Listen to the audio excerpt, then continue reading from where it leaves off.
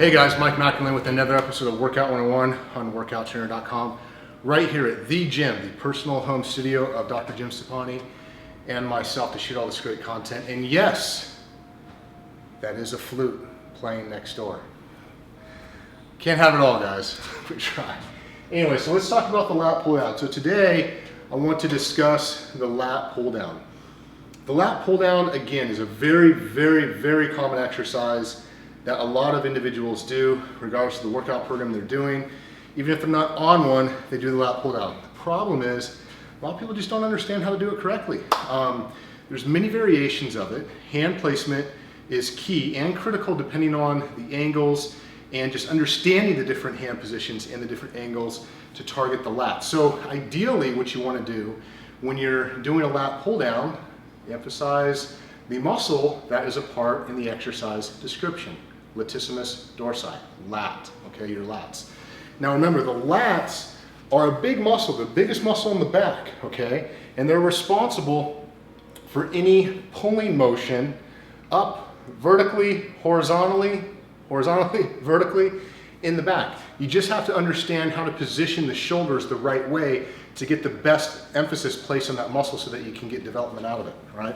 So in instances like the lat pull down, now I'm going to face this way so you guys can actually hear me talking and see the movement. The nice thing about this body solid bench is that I actually have a little bit of play with the seat.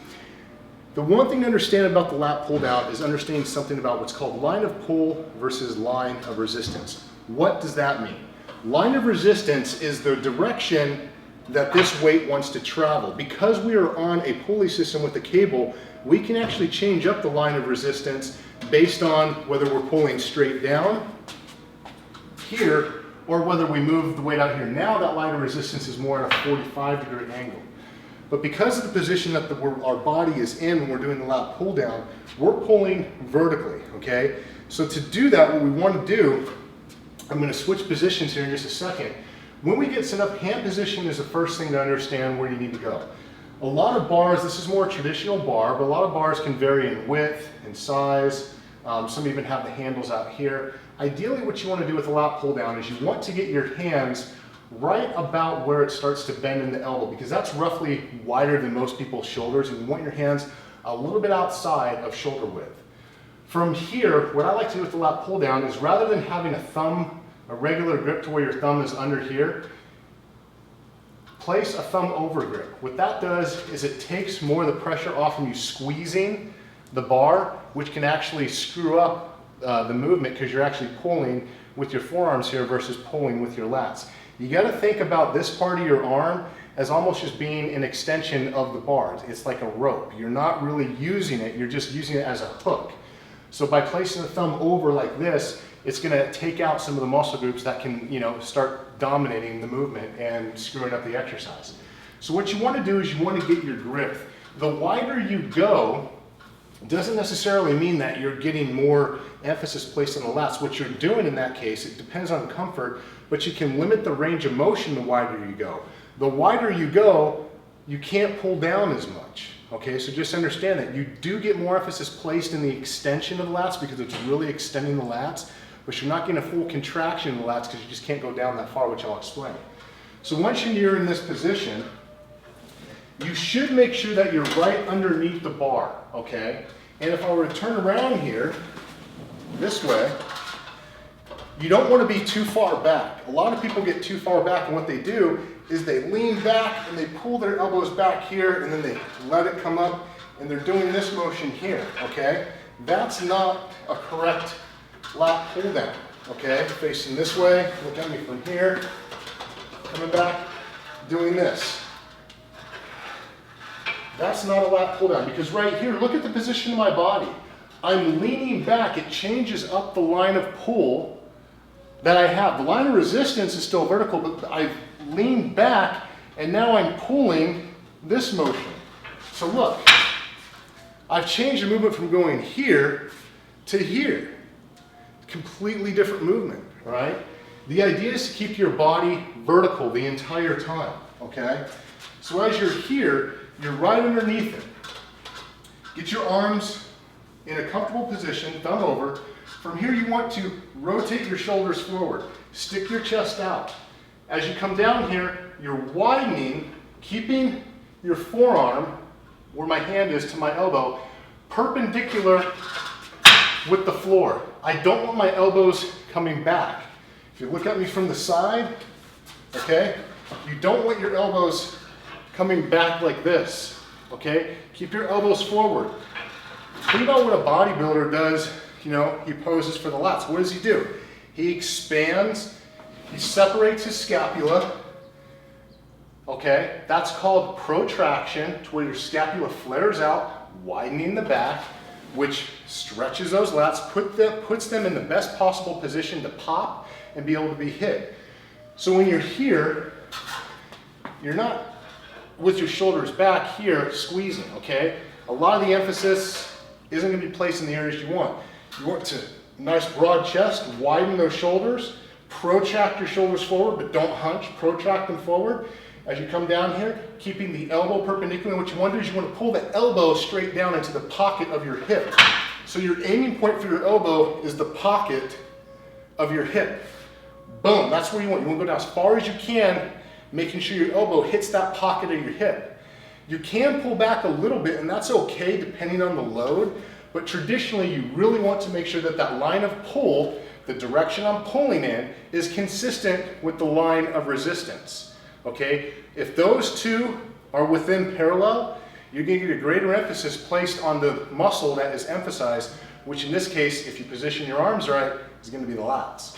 All right, so as I come down here, I'm extended, come down, right down to about as far as you can go toward the chin. In this position, it's my chin, okay? The wider you go, you can't come down as far, okay?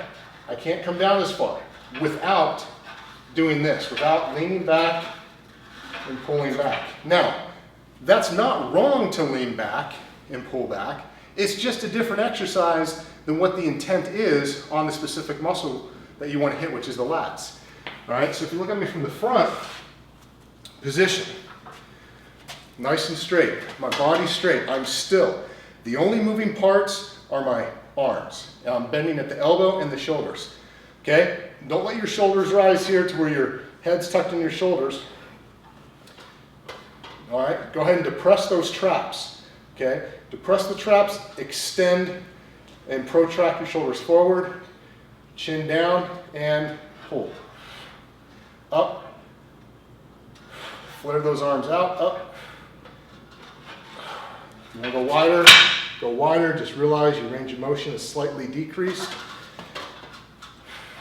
Same principles apply. And the reason why we want to maintain our arm vertical is, look guys, if we pull back like this, and some people do this, okay, what it does is you're actually rotating your shoulder. The lats don't do that. If you pull back here and you're trying to come down, and you're rotating like this, you're pulling from your anterior delt down, okay? You're pulling. You don't want to pull this down because that changes again. The moment you do this, the load is vertical, but your arm is here. So what's that doing is pulling back, a torquing force this way. The only way to compensate with that is resistance this way. Resistance this way is generated into the shoulders. You don't want to do that. Keep your arm vertical. If you want to come back and get a deeper squeeze, then you can lean back, but that's a different exercise. That's more indicative of like a high cable row, which is standing up here, or a face pull, where you're here and you're pulling, okay? That's more for the rear delts. Yes, the lats are involved, but you're pulling more with your rear delts in that instance when you're leaning back and pulling than you are with your lats. Position your body right. Understand, generate your shoulders forward, okay? Come down. Now in front or behind, it's another thing. Generally the rule of thumb is you want to stay in front. Not a lot of people really understand that, oh, go behind the neck. Look, yes, you can put a greater position onto the lats by going behind, but you got to understand how to do the technique correctly. A lot of people, when they go behind, they lean back and they kind of position themselves in this position here to where they're leaning forward. they're tucking their chin and they're doing this, okay? If I were to hold that position, stand up without the bar, look at what I'm doing. That's all kinds of messed up, all right? They're leaning forward, their head's flared forward, their shoulders are coming back, their lats aren't extended. It's not the way you want to do it, okay? Plus, if this thing were ever to break, which has happened, you pull down, snap your spinal cord. It's happened before. Chances of that happening, seldom. So if you are going to do behind the neck, just understand, same rules apply. The only difference is you slide up a little bit more to where now you're not behind or directly below the line of pull. You slide up as far as you can. You're still sitting nice and tall. Your head is neutral. It's not forward. It's neutral. And you come down, keeping the same principles, just below the skull, okay? Don't come down to touch the back of your neck, just below the skull. Here. My hat's in the way, but, okay? What that's going to do, it still will place a little bit different of an angle onto the lats, but traditionally, stick to the front, guys, okay? Only do the back if you do understand what you're doing and you understand the techniques and the benefits of the angles and the muscles that you actually intend on hitting and the angles you need to, make sure that you do have in order to hit those muscles correctly. If you guys want a workout program that utilizes the lat pull down correctly, go to workouttrainer.com. We have hundreds of workout programs that are specifically designed in and around certain ways to target areas such as the lats and other areas of the back. But it's all free, guys.